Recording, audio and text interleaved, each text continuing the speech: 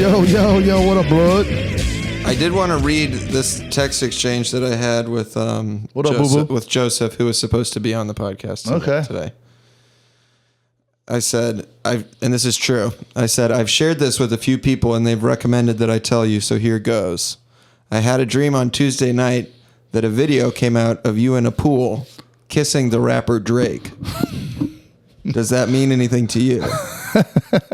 He said, well, that sounds wild. No, it does not mean anything to me. I said, okay, man, stay safe out there.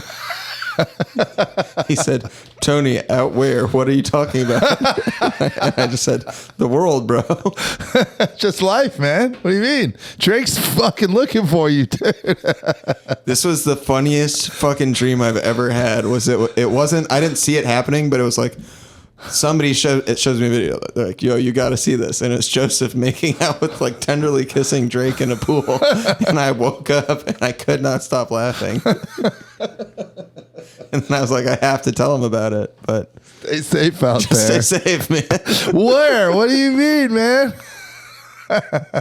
He was really, that's what I mean when I say he's very funny. There's his reaction to it was perfect. That's pretty priceless. Well, that sounds wild. I'm bummed he didn't make it. We'll get him on another time, but it did give me the We're going to do opportunity. his money anyway. Yeah. Or his movie, rather. We're going to do his movie We're going to anyway. take his money. Yeah, that too, but that's later. Yeah, but this is a film that I haven't seen. God, and like, I think when it first came out, maybe I saw it. It was on DVD. It was one of the DVDs that I snuck out of the library. Everyone had this DVD. This was like in every collection for some reason. Which is, you're right, and it's crazy because the movie didn't do that well. It only made like $30 million. Yeah. And but yet it was a chocked full of stars. Crazy and stars. Soon to be stars, current stars, soon to be stars. Then it's also hilarious. Amanda Seyfried. What's that? Amanda Seyfried and Amber Heard. Amber Heard's not in there. Yeah, that's Amber Heard. The second girl in the swimming pool is Amber Heard, and she shows her tops. Is that her? Yeah. The second girl in way. the swimming pool. It's 100% Amber Heard. You're right. That's Alma. I did not even recognize her. That's so, and which she is does funny. Show her tots. Yeah. Amanda Seyfried kind of does. It's like side, yeah. I remember pausing that moment where she's jumping in the pool on my little tiny portable DVD player as a child, trying to see her bobs. Yeah. Because she was in Veronica Mars, and she was Amber Heard shows him, which is funny because when the scene was happening, the person I was watching it with said, well, man, women can be predators too, huh? And so this brought up like a sort of, philosophical conversation because I was thinking like, it's Amber Heard and Amanda Seyfried are sexually pleasing you in a swimming pool. You're hardly a victim to me, but definitely hard. Yeah. But I'm hard not theory, but being victimized in in law, in the court of law, she's 100% right. She's 17 also. Amanda Seyfried, I don't know how old Alma is supposed to be, but Amanda Seyfried's character, Julie, is supposed to be 17. He's supposed to be 15. It's Romeo and Juliet laws. Yeah. That's fine. My, my wife got very upset by the movie and because it's true. So she is such an empath that when she finds out a movie is a true story, it upsets her to no end. Yeah. Because we can watch all this horrible shit happen in The Sopranos and she's just like, I can tell myself that it's just a show and I can go to sleep. I woke up at like 3 a.m. and she was on the internet reading about the actual case. Fact checking. And the swimming pool scene is not real. No.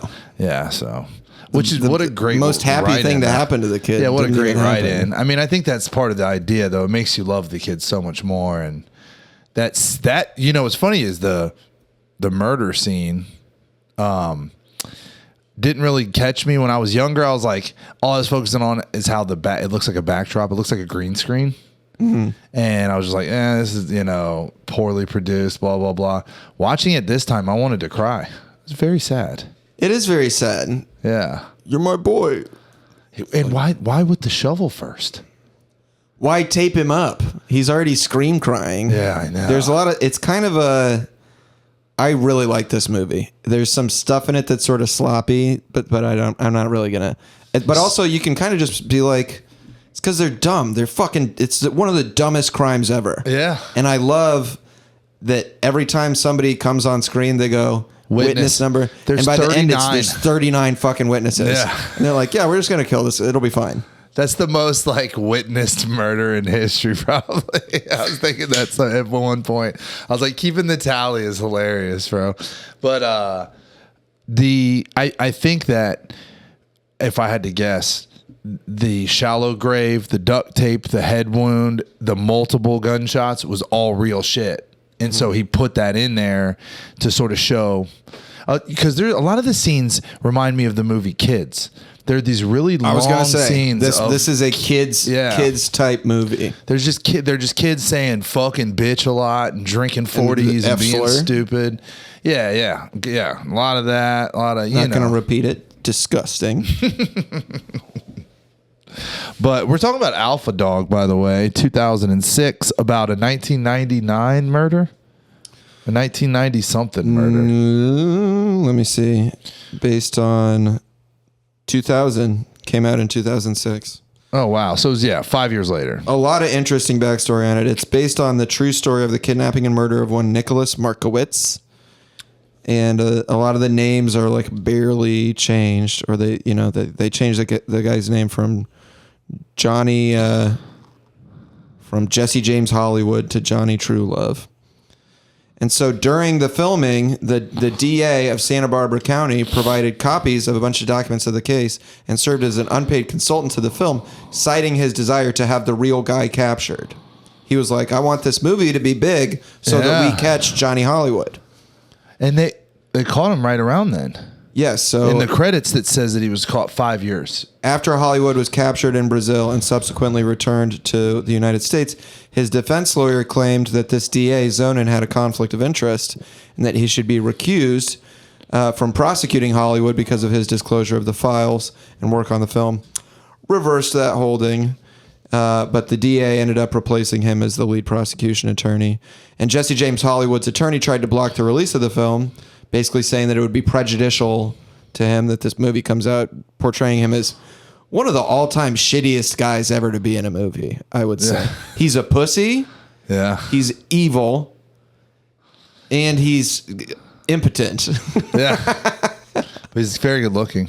Yeah, he's handsome, but he's a fucking asshole to everyone around him. He's just clearly like insecure short guy who's just taking it out on everybody. I love how he tries to fuck up Ben Foster, and Ben Foster lights his ass up. Him knowing Taekwondo, the scene in the party where I took a ton of notes on this, and I want to go through it chronologically because there's a lot of shit I don't want to miss. But get out your general stuff. He was somebody we couldn't find on the real story, the brother.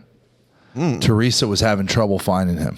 Well, I shouldn't say we. I did zero fucking research. Inspired by Benjamin Markowitz. Okay. But because he leaves very abruptly in the movie, it's surprising that that's the last time you see him. Like, you don't see him receive the news. You see him post up outside of Truelove's house, right? In the car. And then you see them on the phone. Yeah. Yeah. And you see him and he's like, and he's tweaking. And he's like, I'm going to fucking This might have been the first movie I saw Ben Foster in. Amazing. And he makes an impression. Yeah. He makes the movie fun. I need this fucking job, man. I'll take you to hell with me. It's so sick. He's the highlight of the movie, really. I mean, as far as acting chops go. Everybody kind of kills it. Anton Yelchin, how old was he at the time? Oh, man. I get so sad talking about him. Dude. So sad. The beginning, where it's actual childhood footage of him, I was like... They have no clue what's fucking coming down the road. What, 10 years later, probably? 2016-ish he died, I think. So he would have been 16 or 17 when this was being shot. Yeah. What was it? His fucking Jeep rolled downhill and pinned him up against his gate or something? Happened to a friend of mine also. Really? Yeah. That seems a guy I went to high school with. Can you imagine being like, what the fuck? This is how it happens? Yeah. You know what I mean? Like, I would be very mad. yeah, that I'd guy rather had a get huge duct taped up career. and hit with a shovel and shot 9 times with a submachine gun, which is true also. I That was they gonna shot him with say, the Tech 9. what a- When he what a pulls that out, fucking- I started laughing. I was Yeah, like, I know. how unnecessary. What a You need Hollywood a machine gun to kill a 15-year-old. But that's like a Hollywood Hills kid. He wouldn't have a revolver. He'd want like the cool rapper gun that's in the Bitches and Guns video that he watches. Yeah. So they're in the San Gabriel Valley, which I guess borders Los Angeles. I don't know fucking anything about California. I know Geography. I know California geography. I don't know Los Angeles geography. Los Angeles geography's fucked though. There's a ton of places, Yeah. It's like very big. Giant city. But I mean, you probably know California a little bit. I mean, San Diego's down there at the bottom. No. Then Los Angeles. I know Northern California is where it gets hick. I know like Bakersfield sucks. Yeah. I spent a crazy Humboldt County is where all the weed used to be. I mean, still is, but so I now had it's everywhere. When I was in high school, so 16 or 17, had like a blissful trip to San Francisco with my buddy John. We stayed with his cousin. It was amazing. What year? 2000. I mean, I was 15 years ago? 2008, probably. Okay. 2008, It's a 2009. good time for that city. For sure. I lived there in the 90s. We go back a year later, and John decided to bring along his buddy, also named John Rafe. Fuck you. Hate this guy. Fuck you, man. Opposite of a shout out, bitch. Both of them were learning to play the violin, which they referred to as a fiddle because they were trying to be like rustic country people. Mm-hmm. So we get there. John's Very cousin 2008. Yeah. Did they wear suspenders and stuff? type All the shit. T-shirts. Type Yeah. shit. Mumford and Sons. We get there, and the first night we're there, they're like practicing fiddle in the house, and the next day, John's cousin's roommate is like, "These guys have to go." We get kicked out, and we have like a week that we're planning to be in San Francisco. We drove there, and so we're like, "What are we gonna do?" John Rafe says, what everyone else does. Live I on the got street. some like buddies that we can like stay with up in Chico." So we go up to Chico. I don't know if you've ever been there. No, I don't know what Chico is. Shit town. North? Turns out he can stay with them. They're not allowing us to crash there, but they're going to give us a bunch of weed at the end of the week. And all I cared about at this point in time was Okay. beer and weed. Yeah. So we're stuck in Chico. I was like stealing alcohol from gas stations because I didn't have a fake ID or whatever. And we're literally just going back and forth from going to Jack in the Box, like buying a taco each and charging our phones, to going and like sitting in John's car. And eventually we got our hands on a tent, and we set up a tent just like in the woods. We're just homeless in Chico. Like a lot of people. This tent, one morning, we're like sleeping in there. Chico. How the Somebody bangs on the tent. Police, come out. We're like, okay. We unzip the tent, and this cop, I thought we were getting arrested because we were just camping in like an area where you're not supposed to be camping, right? Yeah. This cop's like, Did you murder somebody? woman was raped and beaten last night. Whoa. Shows me a picture of a woman with her eye knocked out of the socket. Ugh. I had just woken up. He goes, "You recognize this lady? You recognize? Did you see a Hispanic man with tattoos?" I'm like, "Jesus Christ, no, stop, no." And they're like, "All right, you can't camp here. Get out of here." Yeah, obviously. It was one of the I'm most good, brother. horrific weeks of my life. CHICO? CHICO.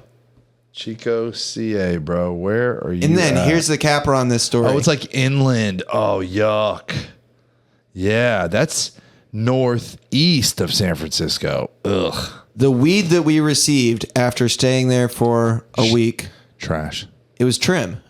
Oh, no. It was the shit that they trim off. It was all, yeah. Coffee can of basically unsmokable little bits of shit that we then drove back to Iowa just smoking giant joints of it, not getting high. I wanted to kill this guy, John Rafe, who lives on a big plot of land owned by his parents and has never worked a day in his life and just sucks shit and ruined my trip to San Francisco. Yeah, dude. Well, that wasn't a trip to San Francisco. That was a trip to Chico. And the year before was so God. sick, dude.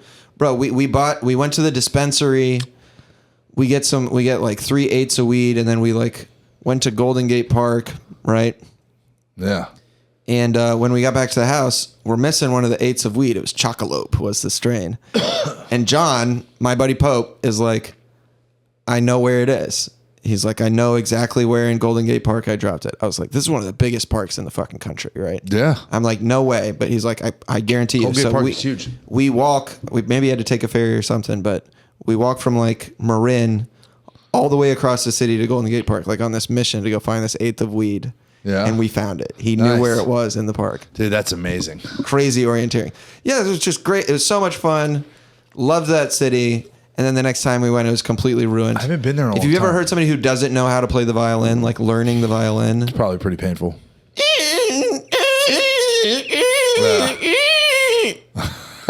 do that. You want to do that for a little bit longer for our listening? So fucking awful, dude. And that was very frustrating. That's a good fucking California story, dude. I'm grateful for that California story. My family lived in. It was a horrible experience in the northern part of the city in a neighborhood called San Francisco, right? Yeah, called Glen Park. And then you said you lost your V card in San Francisco. Yeah. And then when I moved there, my aunt had moved to the Mission, which is a very popular neighborhood now in the like middle of the city, just north of the Tenderloin. The Mission District was very, very rough in the 90s. It was where all of the Hispanic gangs argued with each other on the street. You know, they say if you're going to San Francisco, wear some flowers in your hair. Yeah. You went to San Francisco, you got deflowered by a bear. Yeah, well, by an Asian lady. Oh, really? Yeah, I lost my V card to an Asian girl. That's incredible. It was very... Your VJ card. Oh, you know what? In Golden Gate Park. It was in Golden Gate Park. Really? On New Year's Eve, 1997-98. That's so powerful. No. I was 5. Okay. This was also losing my virginity at that time. Is this a psychological podcast now? No. Oh, you were 5 then. I thought you were saying you were 5 when you got your V card pulled. I was like, okay. Both. Yeah. Well, no, I was 5 and that's a crime.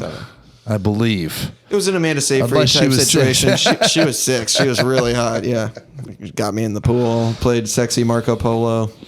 You know, the Cuban Sandwich Festival's today. That's great. I have to go to the gym, so I will not be attending. I was thinking about taking the boys. It's just me and the boys today. And my mom's watching right now. Monica came and got the boys, or the Riley earlier. But I don't know. I have a really good plan for dinner. And that painting's new. That's beautiful. Isn't that new? When did that go up? I don't know. Okay. I genuinely, you saw how long it took me to notice this. I don't know. I didn't know that was there. That's strange to me. It's very beautiful though. We should put that over here. I'm with it. Yeah, but I don't know if I want to go deal with Ybor City today and eat like too much food. You know what I mean?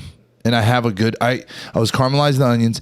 Yes, I know you just turn up the heat, but that doesn't. No, you don't. That was a joke. Yeah, it chars them if you do that. It's the whole thing with caramelizing onions is it has to take a long time. Yeah, well, there's chefs that say you can recreate it, but you have to. You know how many batches you're going to burn first before you get that right? Hate to burn the batch because you have to keep deglazing like constantly. You basically for 15 minutes deglazing, and that doesn't sound like a lot. Try to fucking do it. Your wrist will get tired. What does deglazing mean? Just like scraping the pan with a folding knife or something, like trying to keep the char off of the pan with water and for 15 fucking minutes, dude, this shit gets crazy. So I was just, on low medium. There's a lot of glazing in our society, and we need to do some deglazing. I thought it was 45 minutes, dude. When we texted, I was at an hour. And they were still white, so I fucking... What are you doing with them? Oh, I made like a homemade Big Mac sauce, and I'm gonna do like cheeseburger quesadillas. And that sounds fire. Yeah. So I made the sauce with like yogurt and Worcestershire and ketchup and vinegar and what else? I put some relish and some brown mustard. It's gonna be pretty good. Yogurt? Well, like 3/4 part yogurt and 1/4 part mayonnaise, just to keep the fucking like fat down, because those sauces can get really, really. And it's gonna be on a cheeseburger with fucking, you know what I mean? Like it's already gonna be a very high fat. Are you putting the sauce in it, or are you gonna dip? I'm thinking about dipping. Yeah. This is nice. Maybe some shredded lettuce. I bought a pack. I had to get the kid to open the box for me this morning. I was at the Publix quite early, and he was packing the lettuce, and I was like, "Hey man, you mind if we open this?" But it was all the way at the bottom of the tower. He was cool though. He was a teenager. He was like, "Yeah, sure, I got you, dude." Got me some. I think he didn't give you the Gen Z stare. No, he was like, "Yeah, of course, dude, man, yeah." That's good. I think shredded lettuce can change a burger, dude. I love it. Yeah, it's just that texture, that light Extra crunchy crunch with the onions mixed in there. Yeah, so I'm pretty excited. And then caramelizing the onions, you know. So now it's like if I go to the fucking sandwich festival, I'm not doing that. So don't do it. It's my birthday meal to myself. And I'm gonna listen to my new birthday record. Geese live at Third Man. Dude, Third Man is Jack White's record label. Yeah, in fucking Nashville. I knew about that place. He has like a really cool podcast where he like shows like old records and stuff. But this is a fucking awesome birthday present. Thank you so much. I've been listening to these guys so much. And Tess went to some coffee shop / record store / bookstore. Mojo. Yeah, so cool. Yeah, Mojo's the shit. That's where I get like every record I buy now. Well, they're expensive. You know, so what I do like to buy records at thrift stores, but that's always just like classical music or like show tuney stuff. Sure. But this dude, Geese is like at the top of my listening right now, for sure. And I think for like in perpetuity, because they're so young too. I'm so excited about this. It's gonna be crazy. So excited. They got to do a rock opera. And his solo shit is great. It is. I don't like it as well as. I'm so glad I remember this. What? Liking Cameron Crowe and not liking Bob Dylan does not make any sense. They are very, very similar. Cameron Winter, sorry. And so the live performance of Drinking Age that's on like Jimmy Kimmel or something. Haven't seen it, don't have YouTube. is fucking Bob Dylan. There's like 3 black ladies singing. He is like, it's such a Bob Dylan performance. He's crooning. He's offbeat. He's like being very prophetic. He even, well, you know what he looks like actually? If you ever try it, you should go on YouTube and see. He looks like Paul McCartney actually. A lot. He's got those like half stupid looking eyes that girls think are cute. You know what I'm talking about? I got those. Yeah. You do a little bit. Got the one of them's higher than the other. Yeah, but anyway, this is a great fucking present, dude. I can't wait to listen to this record once I buy some more styluses because my children keep Styli. I found it yesterday. Oh, did you know that there's a band called Goose? Yeah, that's like some jam band, like Fish. I don't hate that stuff. If I see it live, I usually enjoy it. I've gone to the shows and they're okay. I can't listen to the music on its own. No, definitely not. But there's a reason nobody can name like a studio album. I was trying to tell people about Geese, and they're like they keep saying, "Oh, like that Goose or whatever." And I saw a podcast that was interviewing Cameron Crowe, and they made Cameron Winter, and they made a joke about the Goose thing. And he's like, "All right, it was nice meeting you guys." It's pretty funny. But I wanted to get, because you explained something to me a couple of days ago. I'm willing to bet Goose has insanely more listeners than them. Yeah, so what is this theory you were explaining to me about their underexposure? Because their SNL... Geese is doing better than Goose. I was wrong. Their Trinidad on SNL is at 120,000 views. It's fucking so low. It makes no sense to me. They have a From the Basement that's got like 1 million views. Their Tiny Desk is getting close to 1 million views now, and it's like a month in, so that's pretty good. But there was a lot of hate on their SNL, and I feel like SNL, I mean, they did champion them by having them on, which is great. But they should. SNL is just hurting for rock bands. They should have pushed them. They're a Brooklyn band too. The SNL's a New York fucking thing. You know, a lot of those. This group has a ton of. There's just like a shrinkingly small. But you explained something to me about the algorithm, not the algorithm, but like the media is like, oh, there's a new rock band of young people that's making like rock music and not specific genre, metalcore or not like punk, hardcore, etc. Any of that. Yeah, there's a lot of like older critics and shit that remember the heyday. You know, people that the Strokes and the Yeah Yeahs and like all these cool New York bands. Yeah. There's people that are The White Stripes, early Exactly. days of the White Stripes. I think there's a ton of people that are still very, very powerful Detroit. in media that are like hype when there's a new band like that. The other example is MJ Lenderman. I don't know if you know him. Yeah. He's And cool. he used to be in a band called Wednesday that's blowing up. They too. remind me a little bit of like Steely Dan type rock and roll too. Like, Sure, it's very a- smooth. Yeah. A lot of fucking instruments going on, a lot of fucking soul going on, dude. For sure. And it's like that type of music will get outsized attention, whereas there are artists that will never be written about in the New York Times that have like 10 times this group's audience, but it's just like TikTok algorithm music. Yeah, like Joe, the guy from Stranger DJO. Things. Yeah, he had like billions of streams, but and he's like touring with Tame Impala. Yeah. But Tame Impala is like objectively better music, and like His music is, I haven't heard much of it, but I think it's fine. It's just Kevin Garner.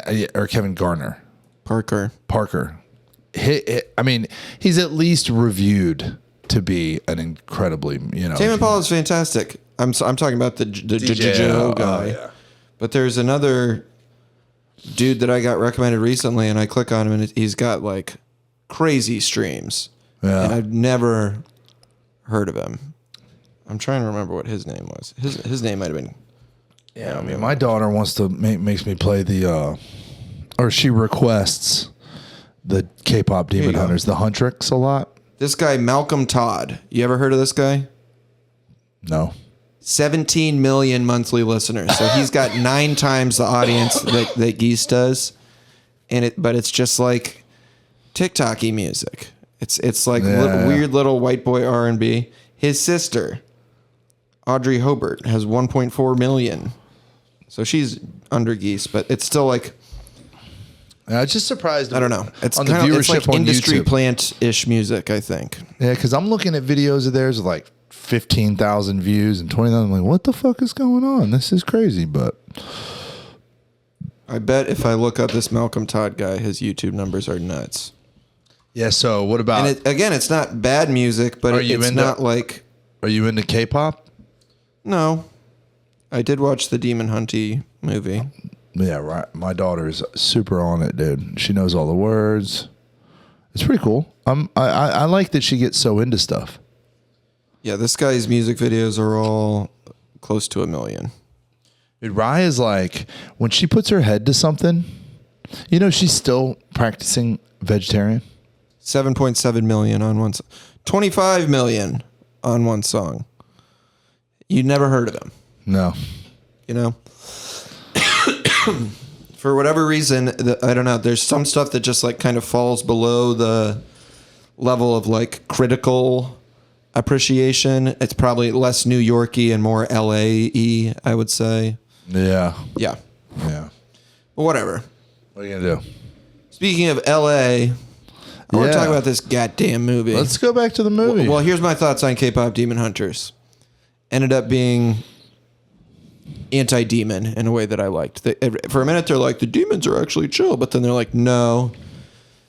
The demons have been tempted by demonic forces like jealousy and selfishness into selling their souls. That's that scene at the end where the voice of the guy is coming into everybody's head and being like, I can help you. I can yeah. It was expressly like, this is bad. Don't be a demon. Yeah. Don't sell your soul. So I enjoyed that. That's good. I was worried it was going to end up being like, demons are sick. No. Yeah, it was quite the opposite. I hate demons. But it humanized them in a way because it was like, they're just people that made a mistake, but people that made a bad mistake Yeah, well, can't be selling your soul. But did you know that it set a new precedent in the Netflix contract? for film? So you can get paid on viewership, right? And you can get paid at like 50% viewership, 60% viewership. And there is a bracket for above 100% viewership, which is rewatching. And they're the first to ever achieve 120% viewership. So there's a new category for the payout of, what's it called? Good for them.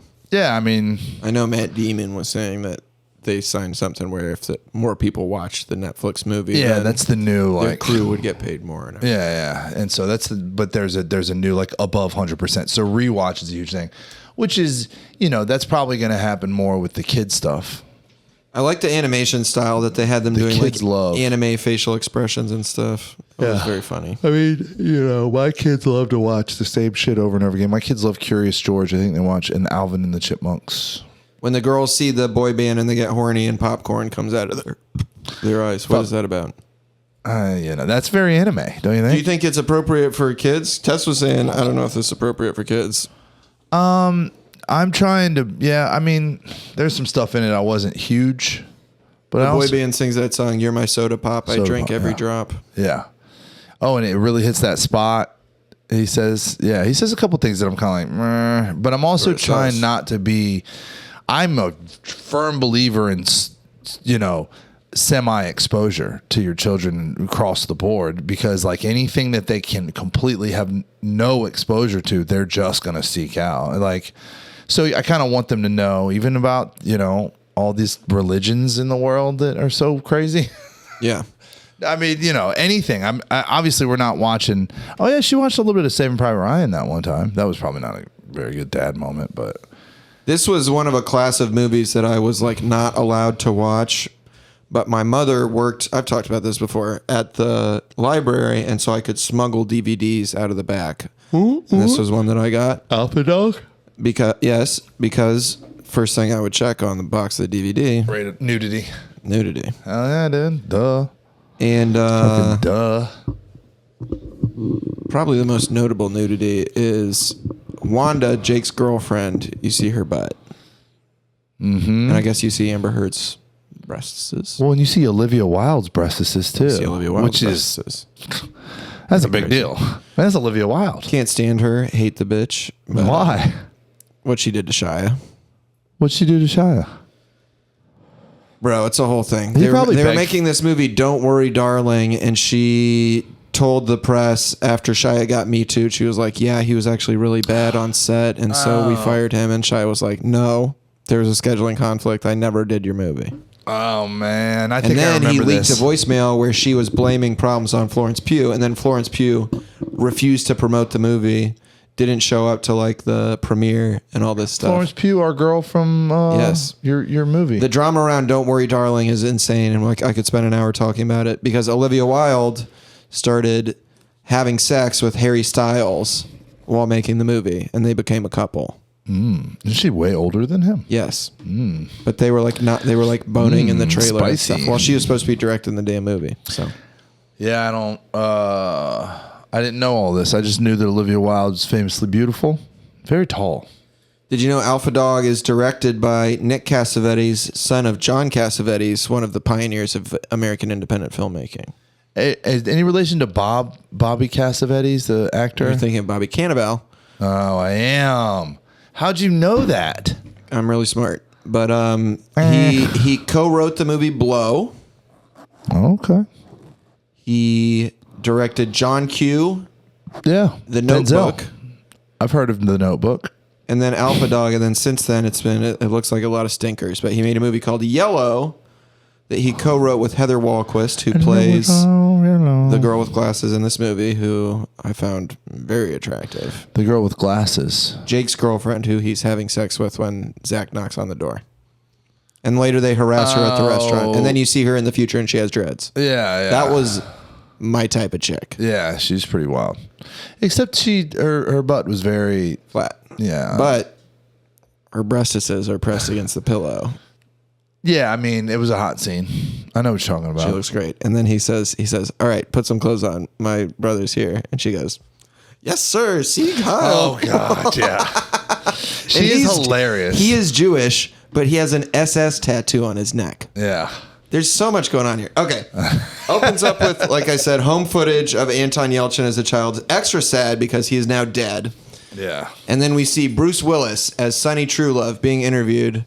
I love this. He just goes, this whole thing really about parenting. Yeah. And the interviewer is like, what do you mean? He's like, that's it. That's all I'm going to say.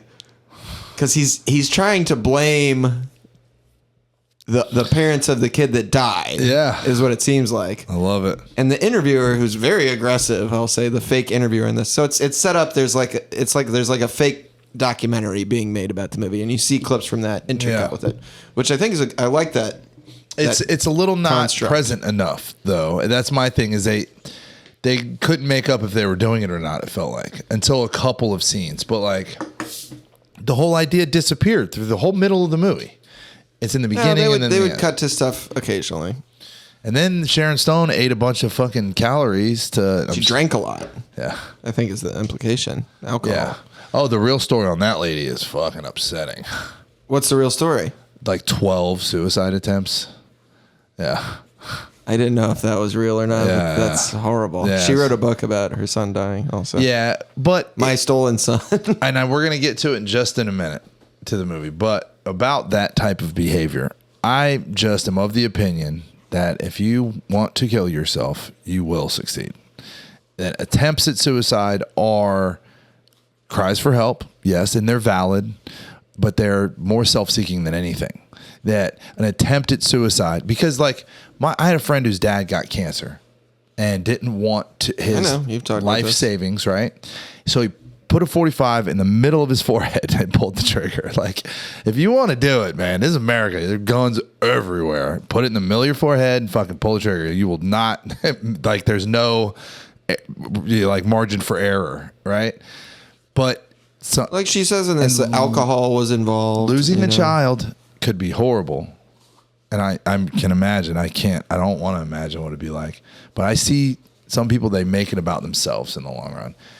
And like writing a book about it and being interviewed about it. And I'll tell you, if that ever happened to me and anyone ever came to me with a camera, they would go to the fucking hospital, dude. You know what I mean? Like, I wondered how they felt about this. So Susan Markowitz attempted suicide 3 times, the real lady that Sharon Stone is playing. Jeff Markowitz, the dad, elaborated, she is so tortured by what happened that she's tried to take her own life. The last thing that either of us wants to see is this picture. How would any loving parent feel about a Hollywood movie that glamorizes their son's death and allows celebrities to cash in on an evil, brutal murder? Here's the twist. Nonetheless, both Susan and Jeff attended the film's premiere.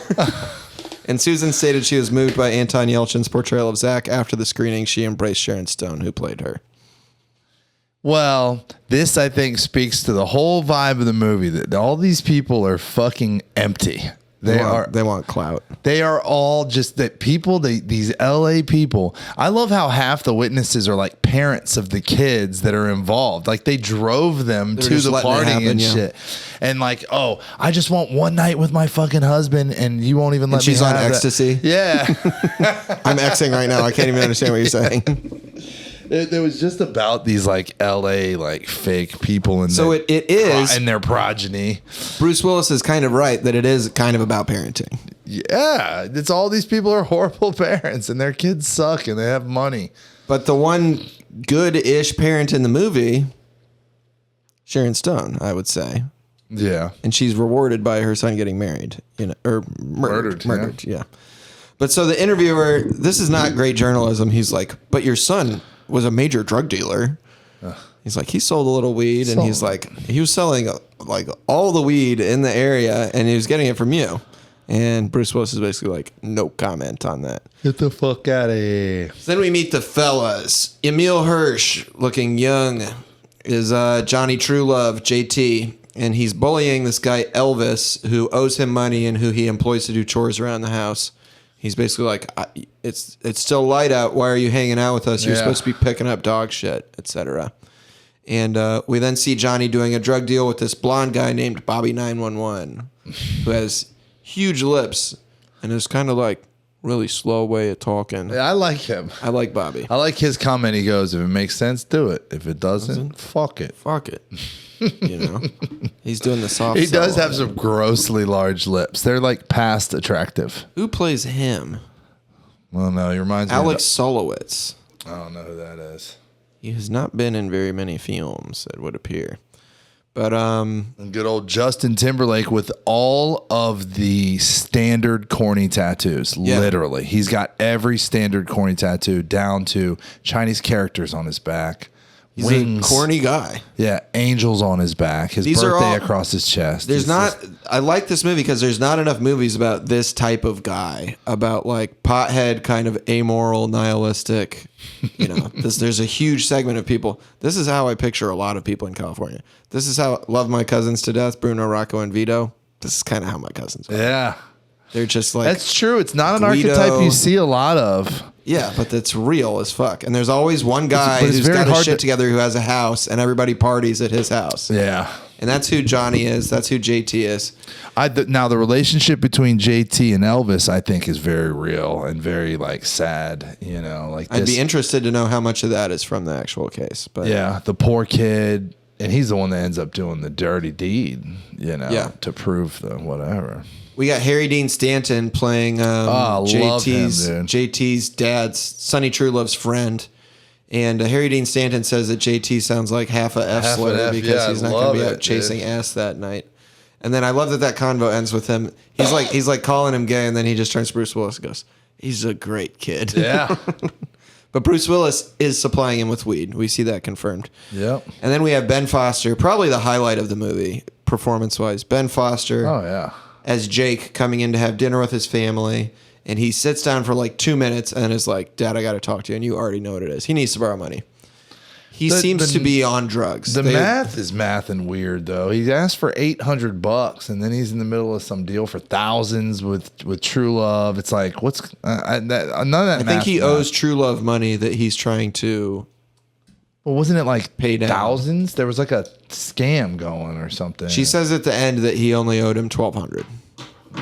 But he tells them the story of like a scam that he attempted to do. Yeah. That he robbed a guy for ecstasy pills that ended up being fake. But anyway, Sharon Stone as Olivia, his stepmom, Jake's stepmom, and Zach's mom is not having it. She doesn't want him to get the money. And Jake starts off calm and then goes, "Do you think I'd fucking be here if it wasn't the last stop on the block?" Yeah. He's clearly on meth. But we see all the girls partying. Elvis is breakdancing. It's a classic white boy party. They're making out with chicks. The music video that's playing is tailor-made for the film, and it's to get her. It's called Guns and Bitches by Gangsters in the Hood. Yeah. And it's like the bad fucking graphics and I have to think that it was just like would have been too hard to get a real rapper to have their music video be featured and then have them be like, "These guys are fake." Yeah. But true that. Olivia Wilde, as you said, plays Johnny's girlfriend. Justin Timberlake like watches something funny happen and then turns to this girl and goes, "I'm fucking high, dog." This was one of his first big acting performances, and he's great. He really embodies this dude. He does. But he starts talking shit to Elvis because somebody's. I feel like Justin Timberlake is this guy, though. I don't think so. No? I think he's smooth. Well, not when he's drunk being fucking filmed by the police. Have you seen that footage? No. Was he cutting up? He's trying to explain to the cop who he is, and the cop's like, "I don't know who the fuck you are, man." He's like, "I'm on a world tour," and he's like, "What does that mean? Who are you? Do you have your ID?" He's like, "I'm Justin Timberlake. I'm on a world tour," and the cop's like, "What are you doing?" And he's like, "It's hard to explain. It's a world tour." It's like, Justin, tell him you sing and dance. I'm a singing dancer. Yeah. He's probably too drunk. He sounds weird. It's fucking off-putting. It's actually upsetting because I kind of love Justin Timberlake. Me too. Yeah, so I'm not a huge fan of the footage, but I of course watched it. It's also crazy to see him. I feel like even though these guys are not heroic, you couldn't make a movie with this much homophobia included in it today. Because this next scene is him. JT needs a beer, and Elvis is like, I got you," and goes and gets him a beer.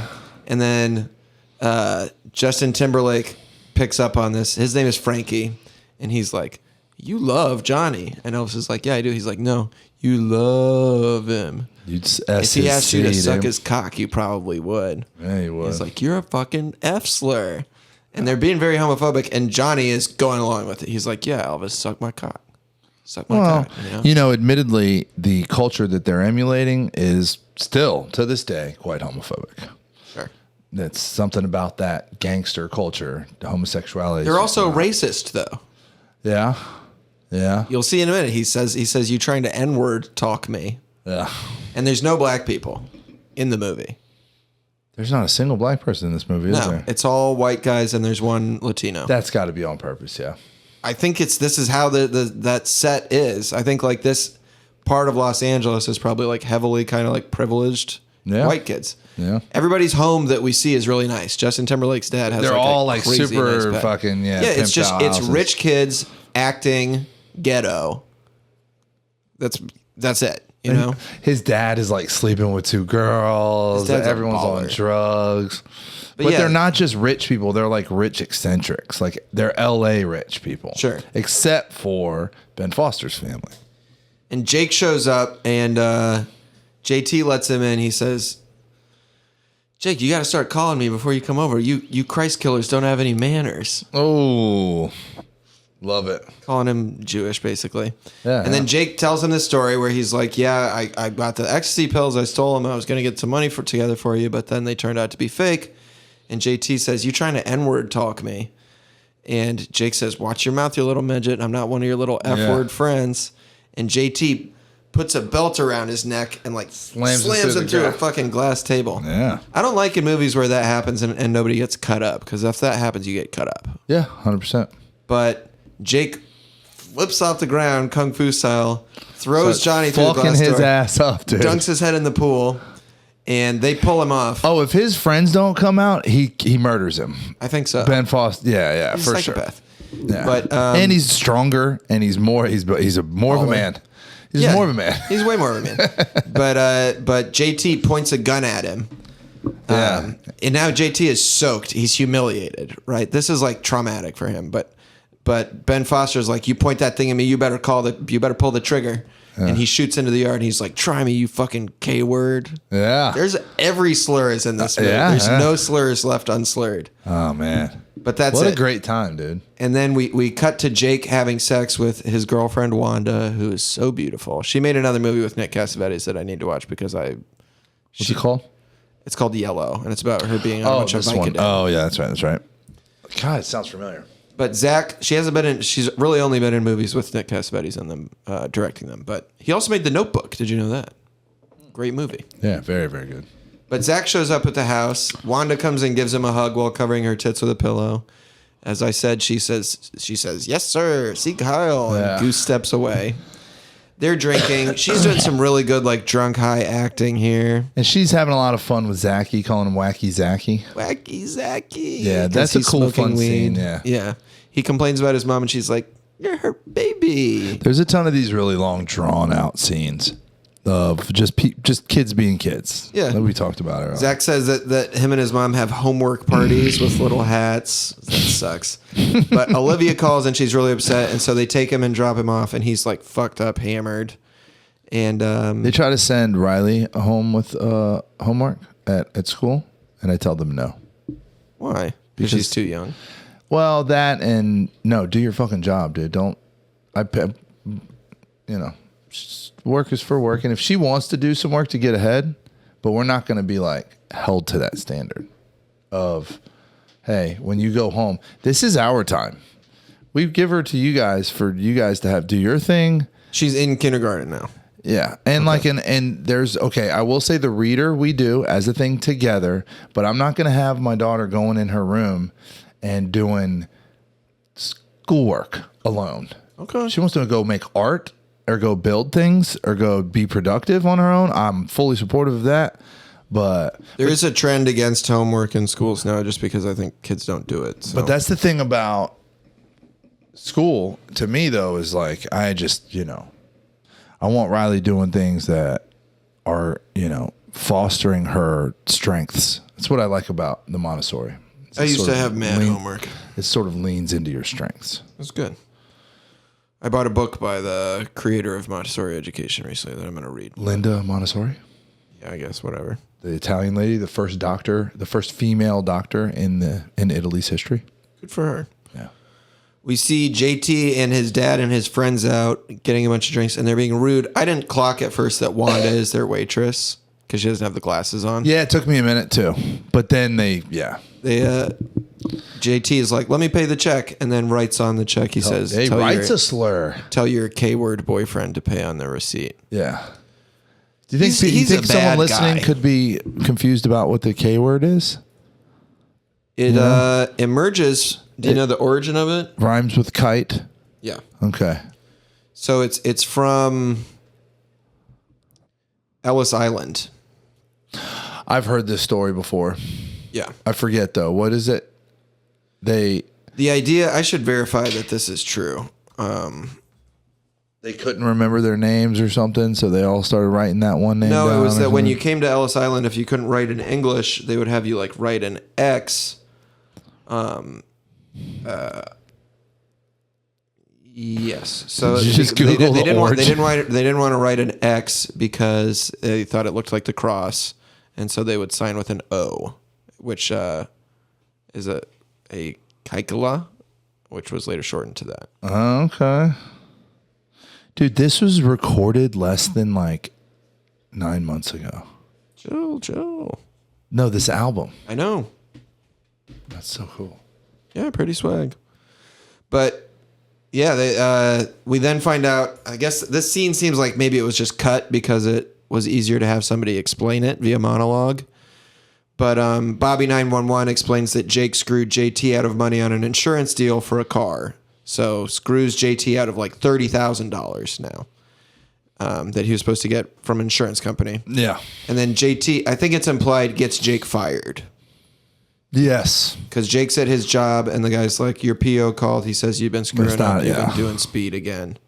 I don't know what this job is, but his boss has a bunch of tattoos also. Everyone in this movie has tattoos. It seems like maybe some kind of job that's like for people in recovery, maybe. Yeah, I gotcha. But the boss is like nice and straightforward with him. He's like, I need you to pee. Fill it up. He's like, no, man, I can't fucking do this. And then he starts melting down. The boss has to like throw him out of the He's very fucking physical. room. Notice he doesn't use his taekwondo at that point. Yeah. Could have beat the boss's ass probably, but I don't know. The boss is pretty tough looking. yeah. He had a Fu Manchu. I don't feel like you can grow a Fu Manchu if you don't have some skills. True. Right? True. Like God doesn't allow wimps. It implies that you're familiar with some Asian stuff, right? So Fu Manchu probably comes with Kung Fu. Probably did. But the next scene, so he's Jake is crying and melting down. Like I said, he says, "I'll take you down to hell with me." Very, very Shakespearean. Crazy. Leaning in. This guy Over the top. cares about his commitment is real. Next scene, Jake and some buddies break into JT's house, and I think this is key. JT has the gun, but he hides. Yeah, he hides and He's doesn't. scared. Yeah. So he doesn't get caught by them there. Jake shits on his floor. That's an epic scene too. They don't appear to even take anything. No, they just go to the house to wreak havoc, dude. They just fuck shit up in there.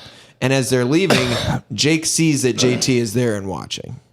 Yeah, he does. Extra humiliating. Like you just played possum while I came in your house and took a shit on the floor. You're scared. You scary bitch. Yeah. Right?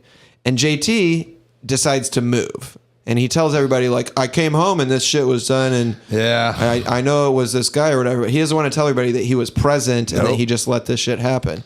He's a bitch. He's very weak and scared, and he wants everybody to think that he's the alpha boss. dog. Yeah. The alpha dog, which they never say that in this movie, but I think that's what that's all about, you know. So Jake's parents are mad at him. They find a tiny bong that he has, and then I like the pipe that he has too. It's like the classic, really cheap teenager pipe when he's smoking weed with them. But he sneaks out the window and gets picked up immediately. Frankie and JT and Manny are driving in this van, and they see him and they swoop him up. Notably, he doesn't use his taekwondo skills, which we later find out that he does. But they bring him over to this guy's house. Yeah, it seems pretty easy. Very minor character who I like a lot, named Chucky Mota, is just like smoking weed with these two girls. Oh, yeah. And he's like, what the fuck are you guys doing?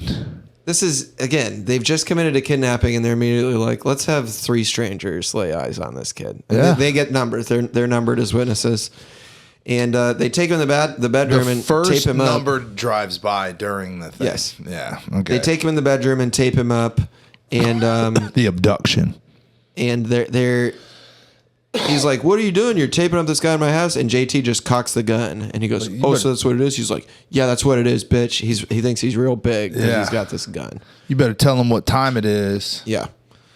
But they end up like arguing over who's going to take care of the kid. And Frankie kind of gets stuck with him because the rest of them want to go to Fiesta, which I guess is like some kind of like... Down in Palm Springs. That's just a party? Yeah, it sounds like some type of festival. It looks lame. Palm Springs Festival. Yeah. But Palm Springs, like street, like Gasparilla for fucking rich, leathery white people. Jake shows up because they're all now. They're like, people are at the house because Olivia and the dad are looking for Zach, and Jake shows up, and the dad is like, "Are you sure you don't know anybody who could have done this? Maybe that guy that owes you money." And Olivia's like, "Someone owes you money. I'll write the check right now." And she starts beating the shit out of Jake, and Jake does this great piece of acting where he's like, and he puts his arm around her neck and like pulls her in, and he's like, I'll find him. And he's just got this like kind of blank look on his face, and he realizes like they probably took my brother, right? But that's not his mom. I know, it's his stepmom. Yeah, so that's the. But I like him pulling her into a hug while she's trying to beat him up is great.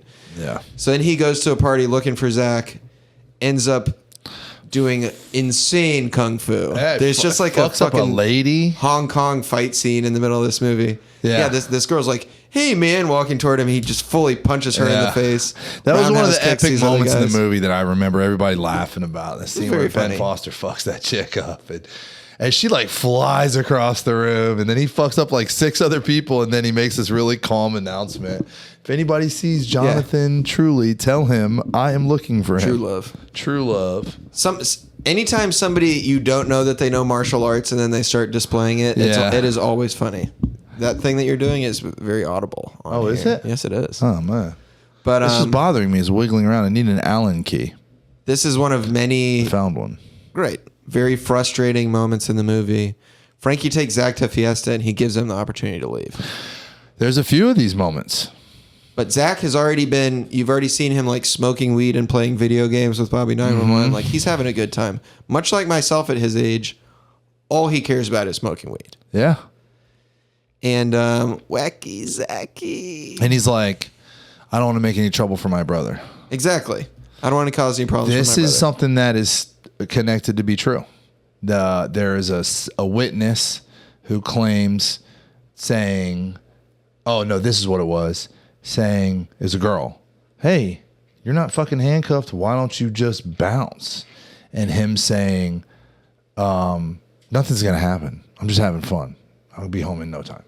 So he was truly like under the influence, under the, impression that this was just like. He's a sheltered kid who's getting to live the life of like 20-year-olds. Yeah. He's having a great time. Super fucking sideways. So Frankie brings him to his house. We see another irresponsible parent, his dad, having a threesome with 2 hot chicks. Yeah. Tries to introduce him. He's like, smoke a doobie with your dad. Smoke a doobie with your old man. And I like that in the morning, his dad bro. is straight buttoned up. His dad's like, get up, do your chores. He's wearing a suit. He's like, I got a wicked hangover. And Frankie explains his dad is a botanist and he's like an alcoholic, but he does grows all his own food and he has a huge weed plot. Yeah. And we meet Keith. LA. That's one of the things I love about this movie is the parents, how fucking Hollywood they are, or hills they are. But they're not. This is San Gabriel Valley. Whatever, same shit. What are the? Just fucking loaded, eccentric people, man. That's what California is known for. Demographics of this place. White, and white. Median household income in San Marino is $117K. Today? Yes. That ain't shit. I guess for the median. Yeah. That's what plumbers make today. That's what you make? Yeah. Pretty good. Pretty good. We meet Keith, very obnoxious, annoying stoner type character. He's got long black hair and like a beanie on for the entire movie, but his friend Susan's mom... 17 in real life, that character. Yeah. His friend Susan's mom is like, yeah, could you take Julie, like these younger kids with you? Fuck tonight. What's my anniversary? And he, to his friend's mom, he goes, are you going to suck his dick? So rude. Obnoxious. Yeah, obnoxious. But that's Teresa was not cool with that whole thing. This kind of like set of friends. These are Frankie's friends who are like less criminally involved. Just some other rich kids. They come over to his house, including Julie, played by Amanda Seyfried, who sits next to Zach and hits a bong. And there's another girl in this that's not fucking okay with the whole thing. And Susan, she's very the blonde girl. very vocal about it. Yes. And she's actually involved in one of the last Played by scenes. Dominique Swain. Yeah, one of the last scenes where she's like, you better get a fucking lawyer. Yeah. Leading me to believe that she was probably like integral in connecting the dots for the police. I think so, probably. Just expediting the, they were all going to be found. Yeah, absolutely. But Zach tells Julie, like, I'm 17, but I look really young, And Frankie explains the situation to Keith, and he's like, keep it down. He thinks it's cool. Also, he's like, yeah. Johnny, this kid's brother owes Johnny some money. So Johnny took him and kidnapped him. And the kid's like, what the fuck? Like, that's not good, Yeah. And Keith tells Susan what's going on. They end up at Susan's house. She calls Keith an F slur, and she spazzes out about him being kidnapped. But Julie is like, I think it's hot. Stolen boy. I think it's hot. I think it's cool. Susan, one of my favorite lines, goes, this shirt is cool. Bob Marley is cool. Kidnapping is not cool. But Zach, we kind of see he's fine as long as he stays high. Yeah. If he's smoking weed, he's hanging out with these cute chicks that seem to like him. He doesn't mind this, He's like having a great time up until the last moments before his death, basically. He has these bouts of consciousness throughout, but never enough. When else does he even realize what's going on? Who? Zach. Oh, no. You're talking about Frankie. Yeah. Frankie has these moments, which, they say he got a life sentence. Do you know that means different? You probably know this. A life sentence, if it doesn't say without possibility, is a certain amount of years, and it's different from state to state. When I was in Georgia, it was like 17 years. So that guy could be out by now. Yeah, you got to pass the parole board and everything. The guy that pulled the trigger, is probably dead now. It says he was on death row. I don't know. In 2006. Find out. 20 years? But, and then, I'd really like to know. Ryan Hoyt is still alive. His sentence was commuted to life imprisonment. Well, what about Johnny Truelove? Yes.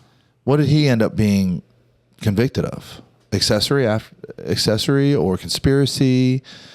I was hoping today to get to the bottom of his complete. He's serving a life sentence. Yeah. And he was convicted of. He's still alive. During closing statement. Kidnapping and first-degree murder with special circumstances. Exactly what it says in the movie. So he got first-degree murder too. Yeah. If you tell somebody to kill somebody and they kill somebody, you killed somebody. And it's first degree off the top too, because that's fucking intent. That's premeditation. Yeah, exactly. That's the thing that's hardest to prove is premeditation.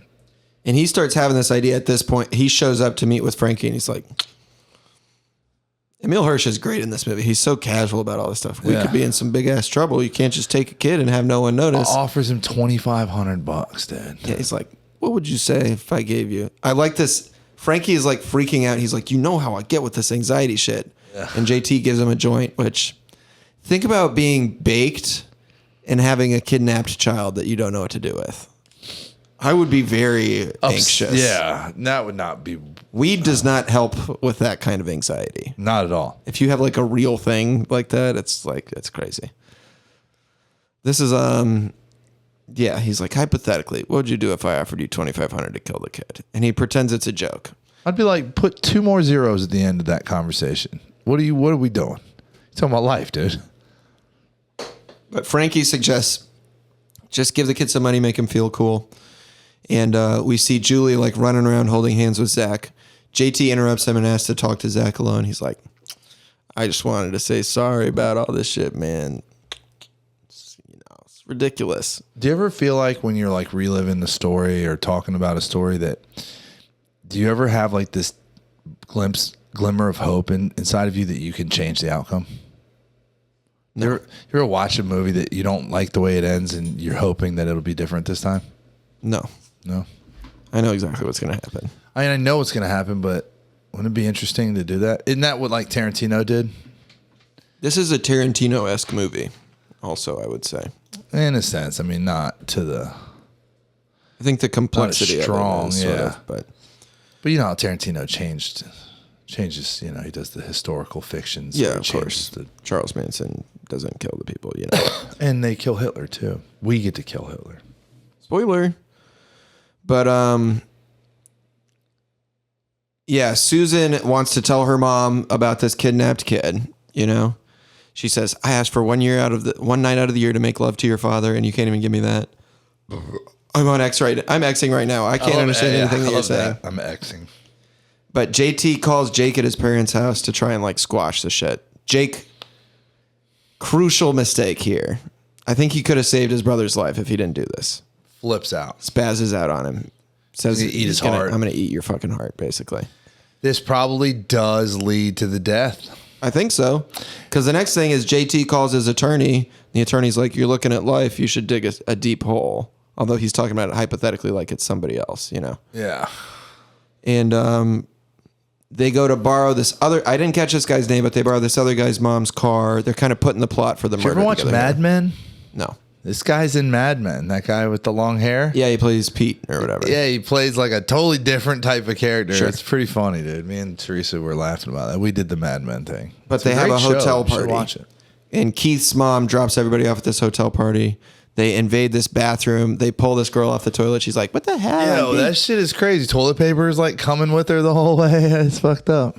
I like that the girls are partying and one of them is like, woo, and she just like drinks one Heineken and then drinks another Heineken. Yeah, like she just has two Heinekens that she's drinking out of. Turn up. But Zach demonstrates that he's a black belt in Taekwondo, like does some moves. Frankie's like has a good Frankie. positive response to it. I like. Frankie's like a okay, solid dude. He's just a coward. But Julie introduces Zach to this girl named Alma, and she's like, watch how quick I get this down. And she chugs a wine cooler. I love that they don't cut. You just watch her drink a wine cooler for like 20 seconds. And then they make Zach do it. And he chugs and he's like kind of staring at them. And it's like going all over his face. And they're like, nice. Yeah. It's just such like teenager, early 20s type behavior. Keith kind of blows up his spot and tells the girls that he's only 15. But Alma's like, what a fucking dick move too. Alma's like, you ever been laid, stolen boy? Yeah. He's like, ooh. And we don't see the conversation of JT like pitching Elvis on the murder, but he just goes, what do you think? And Elvis says, no more music videos. That's what I think. He's trying to prove himself to Johnny. What does that comment mean? No more music videos. Earlier in the movie, he's talking about how the rapper's like, this is just music videos. They don't really fucking do crimes. They don't really kill shit. You know? Oh, yeah. Okay. So it's time to be real. JT asks if Elvis needs anything. I understood the inference. Is that properly used right there? Yes. But Teresa was like, what does that mean? I was like, I don't know why it means this, but it means he's going to go kill him. Yeah. Because it's Elvis is saying that earlier in the scene where he's breakdancing. But JT's like, do you need anything? You need money? Elvis is like, no. I got gat. Yeah. See, he's literally killing this guy just to prove himself to Johnny. Yeah, which is a real dynamic that exists. Sure. I've seen that before. And it's like Elvis was like the poor kid or something. You know what I mean? Who just wanted to be a part of the group. And he owes Johnny money and he's like, I owe him so much, you know? Yeah, yeah. So they take Zach out to the pool to skinny dip. I'd actually love to read the reality of that relationship. Well, read the book. They skinny dip. There is a book? There's multiple books about this, yeah. It's a famous case. But yeah, this was a much paused scene on the DVD for me, trying to see Amanda Seyfried's boobs when she jumps in the pool. She was a huge crush for me as a young man. She plays the girl that gets murdered in Veronica Mars season 1. And she was just like, so hot. Looks kind of like an alien. It's my type. Yeah. But they play like this sexual Marco Polo. Movie her and Justin Timberlake are in together. They statutory rape him. Yeah, sort of. And then it's after that, and they're leaving. The girls are all giggling. Julie gives him her number. She says, you better call me. Yeah. They say, thanks for the virginity. We love you, Zach. He's like, yes. Yeah. My life is so awesome. It's pretty epic, yeah. And then it ends.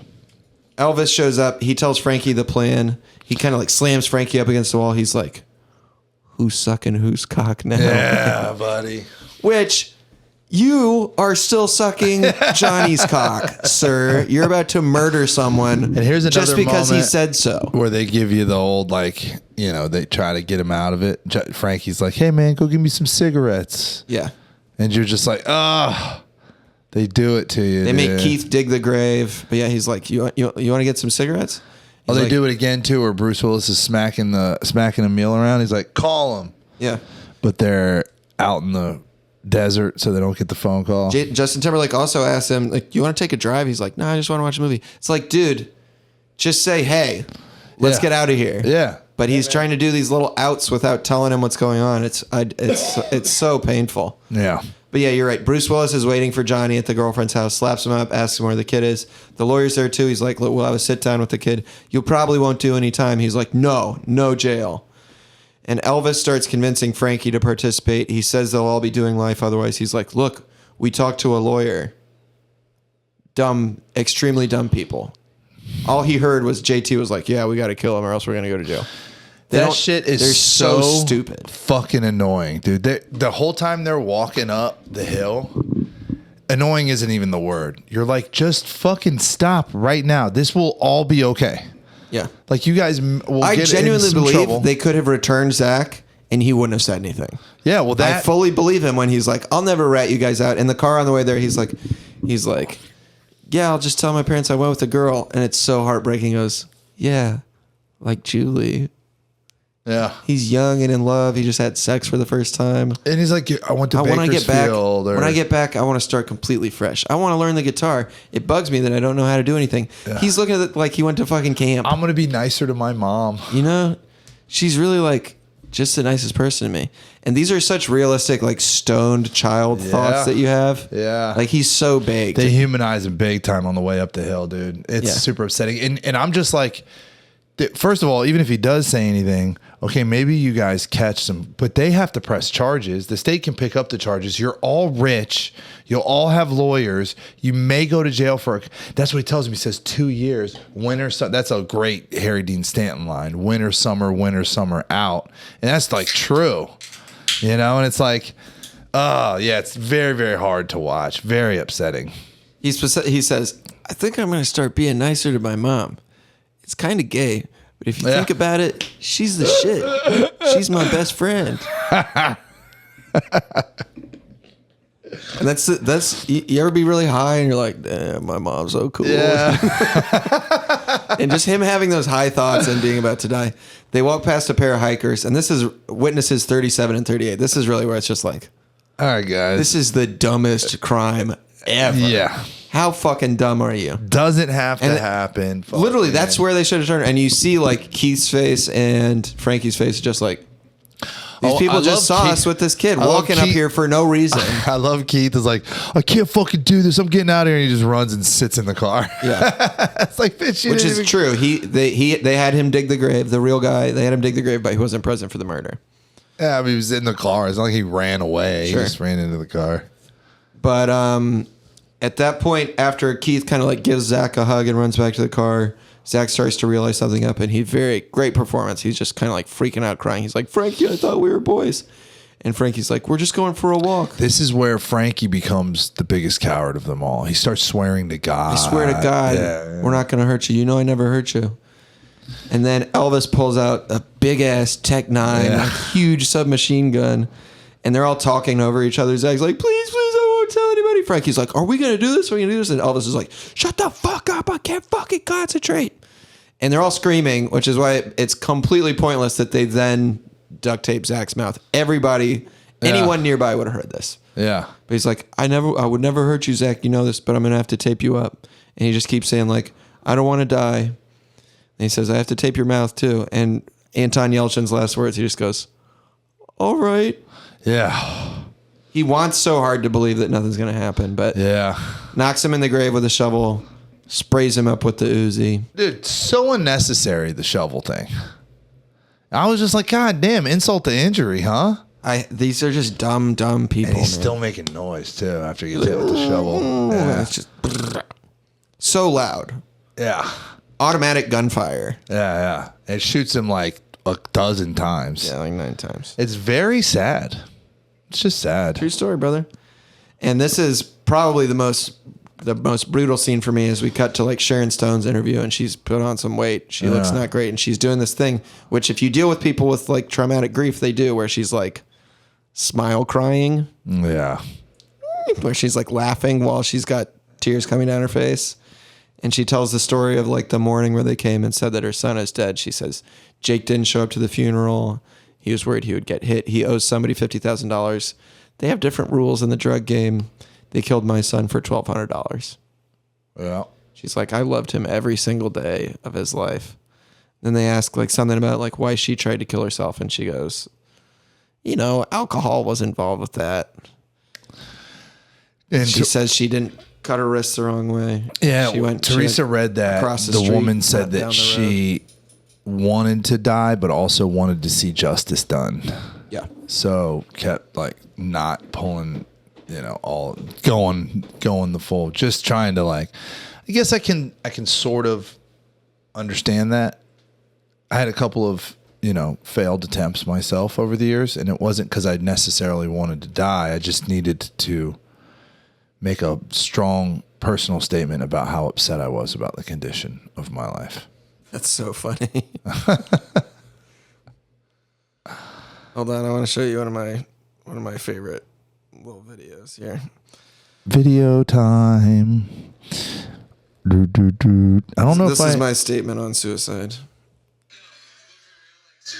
Oh.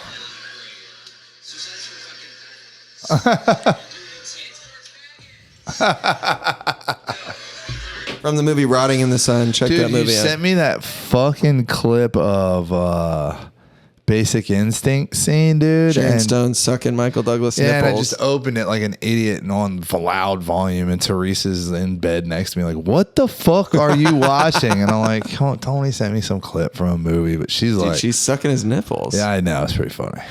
So seeing Basic Instinct where Sharon Stone doesn't speak above this volume for the entire movie. Yeah. With this performance, she is a killer actress. Yeah. This scene, she says, they say there's a reason for everything. If God's got a purpose for me, he better get down here and tell me what the fuck it is. And she goes like, she makes this little like noise. It's just really like, oh, this lady is just devastated. And then she's like, I think that's enough for today. Yeah. Well, they're in the hospital. They're at the mental hospital interviewing her. That's what that's what the thing says. Yeah. California hospital or whatever. Yeah. Yeah. She was but she's like asking if it's okay if they stop. It's really fucking sad. I guess too, it's your only kid. I just super morbid thought. You got your stepson, Jake, dumbass, who got him killed. I have this fucking meth head. I have this super morbid thought sometimes, like if you lost a kid, how would you go on? And then I think, but you have other children. You have to Praise find. God. And so you have to go on. But are you like dishonoring the memory of your other child by not falling apart? But if it's your only child, and I fucking dude. Oh, James's plumbing minute. I told you about this actually. Go ahead. I was at an older couple's house, the quintessential Carrollwood grandparents. Okay, I don't know about this region, so I don't know what this means. But go ahead. Just successful white folks. Okay, but like a house with character on a big plot of land. Not some like stucco McMansion, a wood house with a lot of character. And a lot of grandparents. Things, and a garden, and I'm working on their house and I have to leave and I come back and it's just the man. And the man starts treating me like a bartender and he's just telling me everything about his life. Mm-hmm. And I'm working under a sink and he's telling me how his son was a plumber and he died from huffing last year. Huffing what? I don't know. And he's like, do you even know what the fuck that is? And he's like shivering, his voice is cracking, and I was like, actually, yeah, they totally know what huffing is. It's fucking horrible, and I'm sorry to hear about that, man. Did that you tell him that you're a friend of Bill? Yeah, so I was like, well, you were honest with me, man. Because at the beginning of the story, he goes, my wife fucking killed me for telling you this, but, telling everyone my problems. So it's got to be a sad moment. Yeah, and he's like, hey, I don't fucking want to be alive anymore, man. He's old too, and his body's falling apart. Like his leg was all bandaged up, and he was limping. He was very tall. I imagine being tall like you, it starts we to die hurt. earlier. Yeah. He was taller than you too. He was like high 6 foot, like over 6'6", real tall fucking guy. 6'7". Yeah. And so I'm like, yeah, dude, I'm in recovery. Actually, I have some experience with that kind of behavior, and it's fucking terrible, man. But I got my head together a few years ago, and now I have a family and all this. He was like, that's fucking great, and then we just move on, like men do. Sure. Tend to like maybe open up to each other, but then like, okay, back to being men or whatever. I finish up the thing. I'm leaving, and as I'm they've got this winding driveway, and has gone to the mailbox, and he's coming back, and I'm rolling up on him, and I just roll down the window, and I just say, hey, man, I'm super grateful that you felt comfortable enough to share that with me. And he starts crying, and he's like, and I'm grateful for your story. And I start crying, and I'm like, I swear to God, not crying, but like choked up. Yeah. And I was just like, some kind of weird fucked up balance, man, that just ain't fair. And he's like, ain't that the fucking truth? And then we just parted ways. That's beautiful. It was so fucking special, bro. It was like a really cool moment, because it was like, I had been on this trip lately, how, karma, I don't think is singular. I don't think that the concept of karma is in your life. Like, we like to think that karma means if I do good shit, I get good shit. What goes around comes around. That ain't true. That woman's kid got killed. He seemed like a good guy. She seemed like an okay lady. Bad shit happens to good people. Good shit happens to bad people. But the universe is balanced. So the pain that goes around and turns into love. Like, do you ever wonder, you've probably had enough friends and seen enough people die of this fucking alcoholism or whatever, then certainly, like, how come I got to change my life, and how come I get to lead this like beautiful, like I live in a dream. It's crazy. My life is insane. My children, the whole thing's crazy. But there was a moment where the balance was like registering. And I got to see the other side of the story, and he got to see the other side of the story. And it, like, I don't know, it was kind of this really cool. It is. And you got to recognize event horizon. There, but for the grace of God, go I. Yeah. I think about getting that tatted on me. And that's a good one. I'm not against those kind of tattoos. It would be like a square of the initials TBFTGOGGI. Okay. I know who should do that for you. I'll do it myself.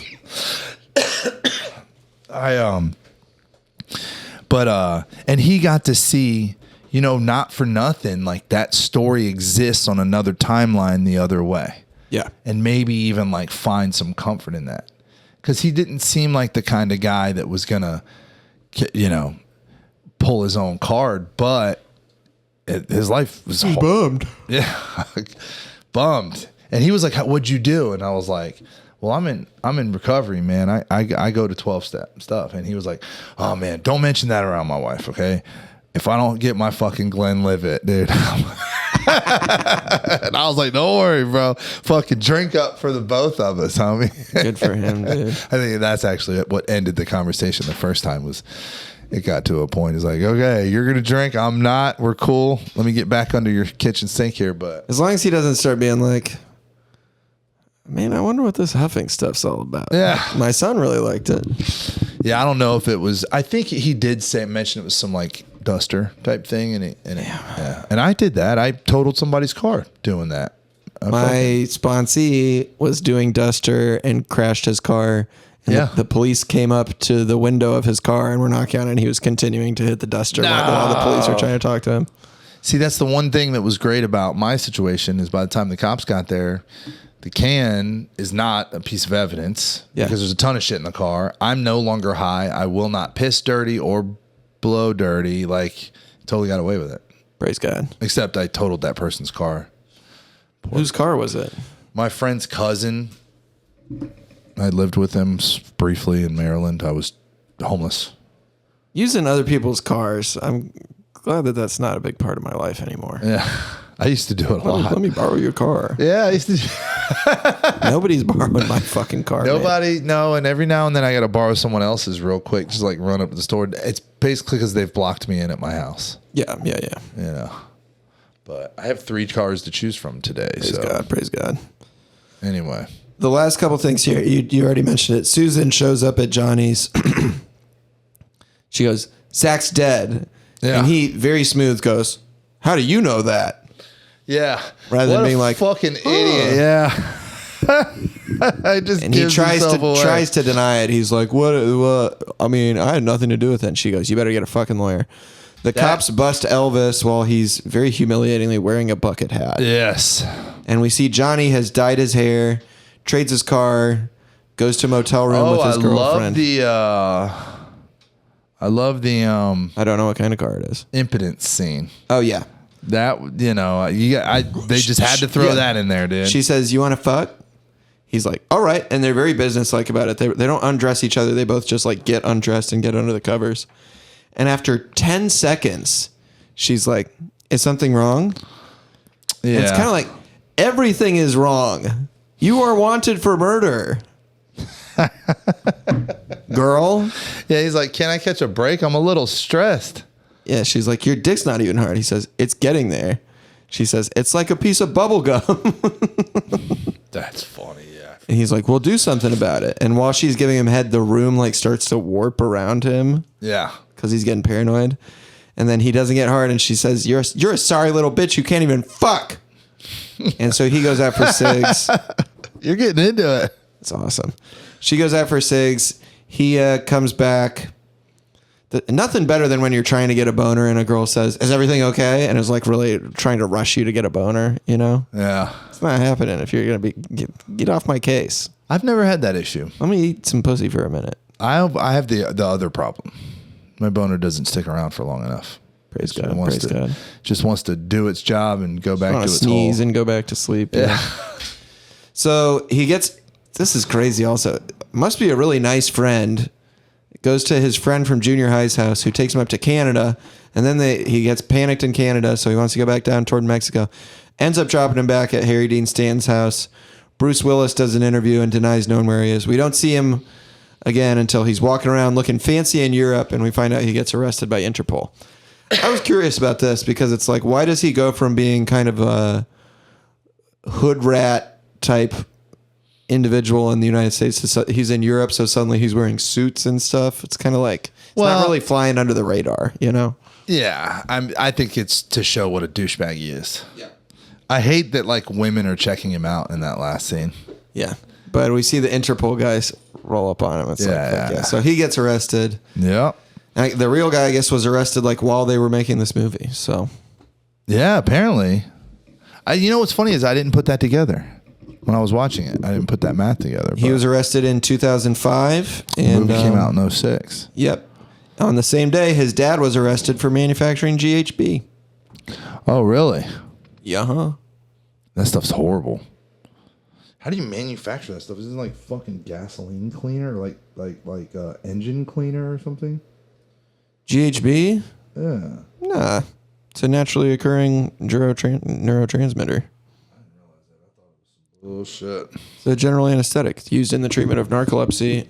They use it for alcohol dependence. That's crazy. So they just start giving you GHB to get over your booze.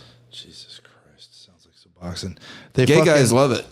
There's an app that the gay guys use where it tells you when to redose on your G so you don't do too much G. My friend, who I will not name, loves GHB. She would pass out like on the floor of our apartment, and I'd have to like pick her up and carry her into her bed, which was fine because she weighed like 83 pounds. I'm a little bummed, but I'm also a little stoked here. The stylus replacement diamond tip for my record player will not be arriving until tomorrow.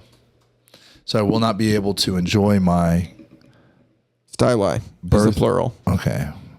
My styli will not be enjoyed. My record will not be enjoyed. I feel like I should like introduce the band, you know? It's their third studio Ladies album. and gentlemen. Geese.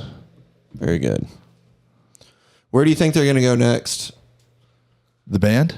I feel like he's got to do a rock opera, like write like a long narrative type thing.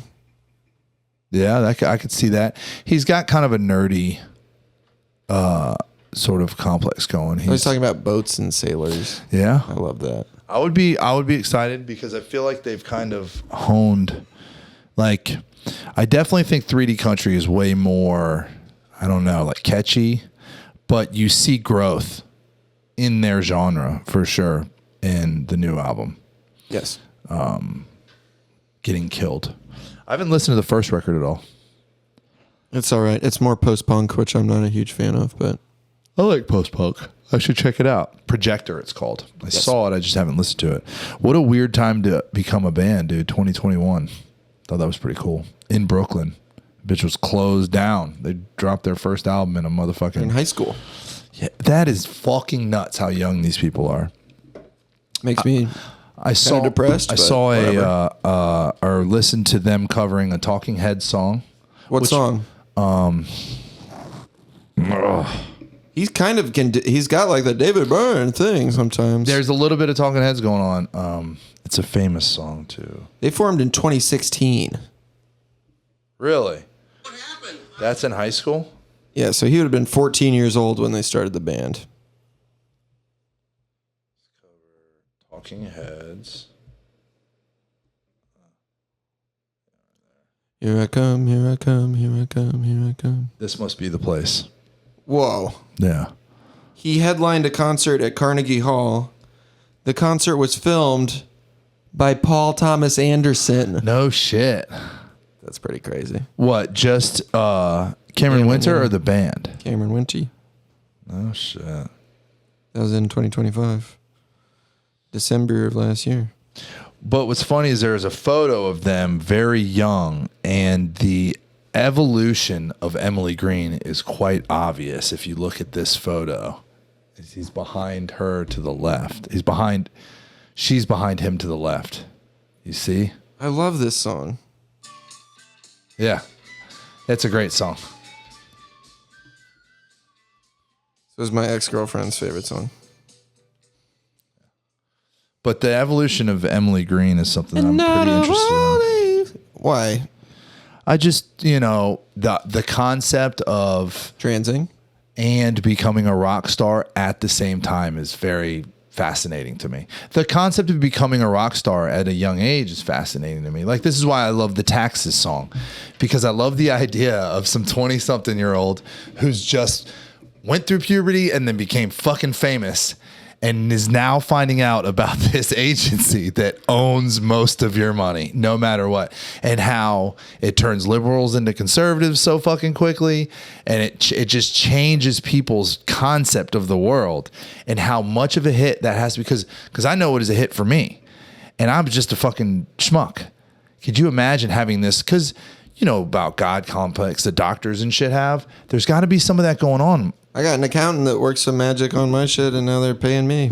Yeah, but you didn't make $1 million. Okay, if you make $100 million as an artist, how do you know? I didn't make $1 million because I know you, and and it's not a bad thing to not make $1 million. It's a good thing to make $1 million, and I hope everybody figures out how to one day. I haven't yet. But if we all make $1 million, then you have to make $1 million to be rich. Yeah, but the point is that your money was being taxed throughout the year. These guys get these fat checks, and they, and historically, artists are not, savvy in money, and they don't really pay attention to that sort of thing.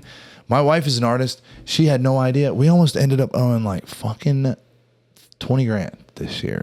And we had to work it out, and we did, but 20 grand, that's only if you make 60. They want 30% of your money, bro. It's fucking crazy.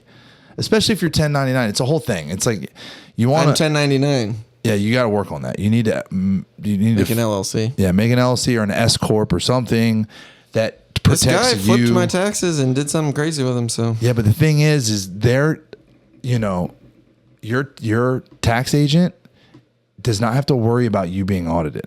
Okay. They should ethically, but isn't it their fault?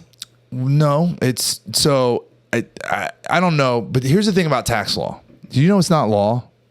Just a code. It's all probate. It's all gray.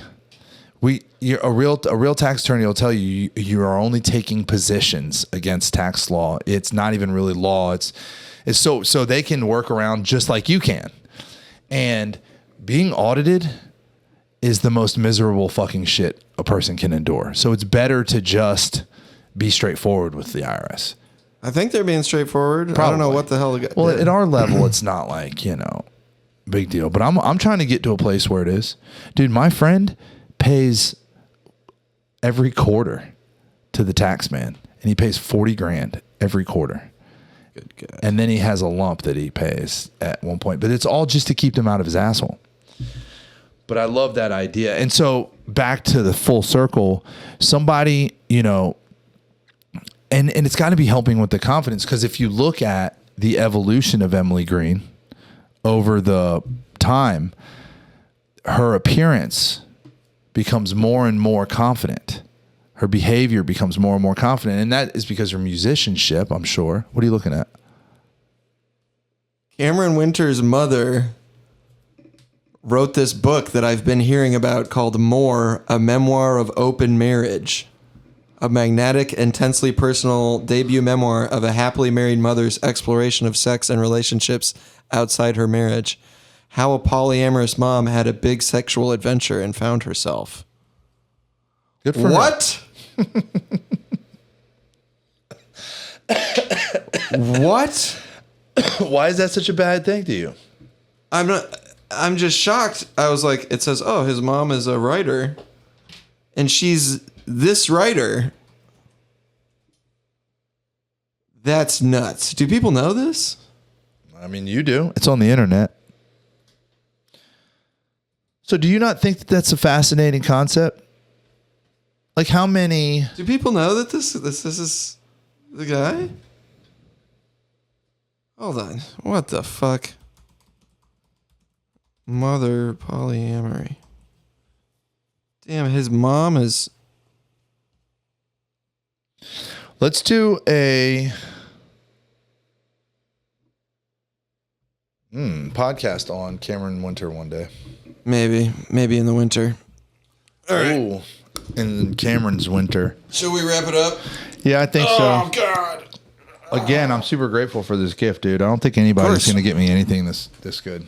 I don't think most people know. It's Monday. Tomorrow's my birthday is Monday. Praise God. So I was kind of trying to do it today, but it's super bad luck to celebrate your birthday the day before your birthday. But then what do? Wait. Oh, you know what? And then it's probably going to be a while before we do another podcast, because you're gone next week, and the week after that I got a dive going on. So we need a guest, though. You know what I'm saying? You know what I'm saying? Yes, of course. We should pick a guest for the next one. Do you want to read this out loud? Would you want to share this with us? You're super fucking... For anyone prone to experiencing secondhand embarrassment, there's a scene in Molly Roden Winter's debut, More, a Memoir of Open Marriage, that should come with a warning. Winter is at her home in Brooklyn. She has just had sex with her boyfriend while her 2 children sleep upstairs. Cameron Winters sleeping upstairs while his mom's getting fucked by some random ass guy. And her husband consented to her tryst, but feeling guilty, she dashes naked into the kitchen to text him. Don't worry, she writes. He has nothing on you as a lover.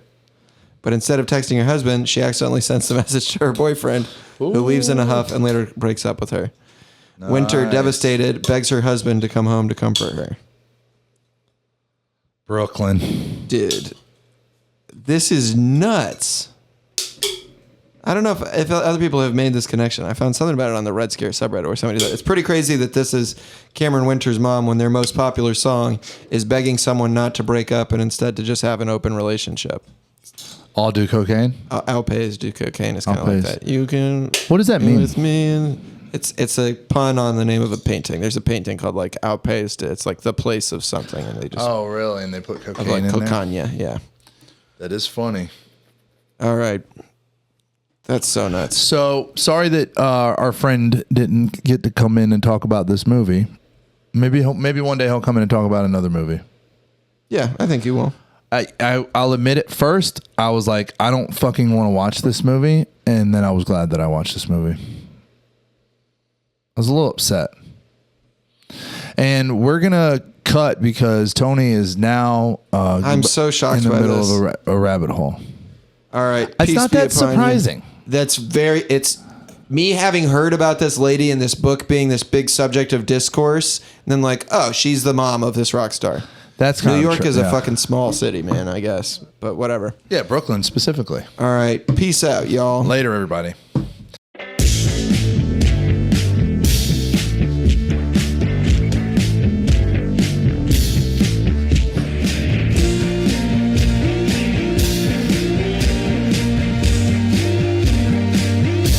I'm loose.